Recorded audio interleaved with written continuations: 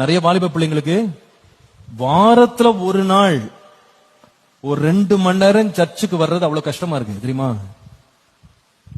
இன்னைக்கு போனோமா, மாசத்துக்கு ஒரு நாள் போனா போதாதா, எதுக்கு நான் வரணும் பிள்ளைங்க கேக்குறாங்க. இப்போ very tough for them. Sunday ஒரு நாள் சர்ச்சுக்கு வந்துட்டா பெரிய சாதனை மாதிரி நினைக்கிறாங்க, தேவனுக்கு செய்த ஒரு பெரிய ஒரு தியாகமாக நினைக்கிறாங்க.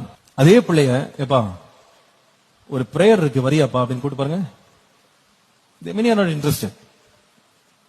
பைபிள் ஸ்டடிக்கு வாப்பான்னு கூட்டு பாருங்க, not many are interested. நிறைய பேர் இன்ட்ரெஸ்ட் கிடையாது. அது தேவையா? இதெல்லாம் ஒரே போரிங், ஒரே டார்ச்சர், ஒரே டார்மெண்ட். அங்க போய் 1 மணி நேரம் எப்படி உட்கார்றது?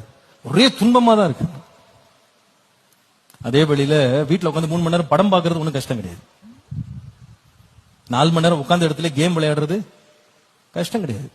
கர்த்தர் மறைக்கிறார். எதற்காக? நீ வாழணும், நீ வளரணும். வளருகிற நேரத்துல படிக்கிற காலங்கள்ல உங்களை சோதிக்கிறது வருதாப்பா?